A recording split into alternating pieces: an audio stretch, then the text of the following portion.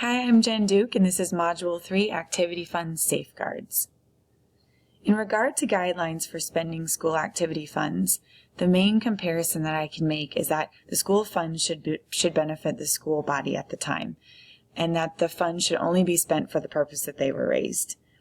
A couple of other things that stuck out to me and seem obvious but would definitely want to be managed would be that the funds should not be used for a loan or personal reasons, and that any fundraising should be approved in advance, and that finally you would want to manage the school funds using acceptable budgeting procedures. Characteristics of a sound internal control system. As far as school money matters, a handbook for principals, they talk about 4 big bullet points: reasonableness, timeliness, reality, and commitment. So, for example, is the control reasonable? To be effective, a control must be applied at the right time. Does the procedure really provide a safeguard? And then just overall consistency and commitment to those safeguards. The activities handbook talked specifically about a segregation of duties in order to maybe have a good control system in place internally, and that would be a segregation of duties. So maybe multiple people needing to sign checks. The diligence of maintaining accounting records and reconciling bank statements, and that could be done by more than one person. So that segregation of duties and responsibilities, and as a principal, it would seem that checks and balances on all fronts would be extremely important. The book talked about 3 types of internal control: preventative, detective, and corrective. Preventative would be before the error occurs. So for instance, as a principal, I could approve purchase orders so that there might not be an error regarding budget that could happen prior to it taking place. Detective would be after the error takes place, meaning that as a principal, I could review bank statements, and if I find an error, then I could use a corrective measure, which would ensure that the error is corrected. And basically just following up on any errors, regardless of whether I found them or my bookkeeper, etc. Again, just that checks and balances of the people that are handling the money. Basic general controls for a school accounting system. The textbook talked about, as a principal, creating the environment.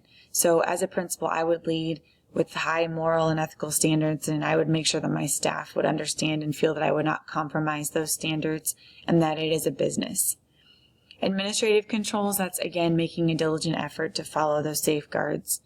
And then limiting access to the financial system, so restrict, secure, backup, change passwords, and just keep access to the system limited.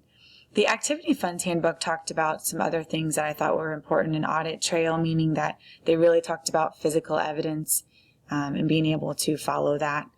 Procedures, being able to provide written procedures for sponsors, teachers, parents, whoever might be involved in handling money. And then again, that comparison, which talks about just the overall diligence and safeguards.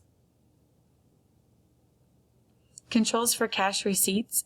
Both of the textbook and the handbook talked about timeliness, meaning that as soon as there is money received and ready to be deposited, that those records are kept and those deposits happen. That talked a lot about in the handbook for principals that there should be copies of receipts, review of receipts, and that receipts should be given to stakeholders where applicable. And then finally, just the security of who's handling the money and making sure that the money that is not complete for deposit is secure. And I think as a principal, it's really important that the people you have working for you in those, whether it's a bookkeeper, an accountant, whatever their job title is, that they're people that you can trust and that you've been very clear on your expectations and you have a good working relationship as far as that checks and balances goes. Finally, controls for cash disbursements.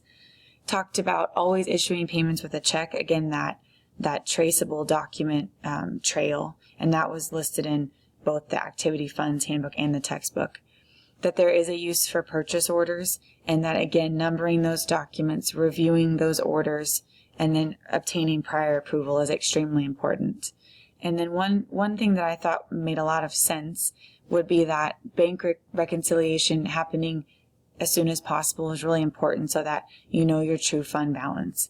and that any disbursement should require principal approval. Again, I keep using the term checks and balances, but I think all of those type of things help keep the school's money secure, so that you can avoid those pitfalls. Thank you, and I look forward to collaborating with you on this assignment.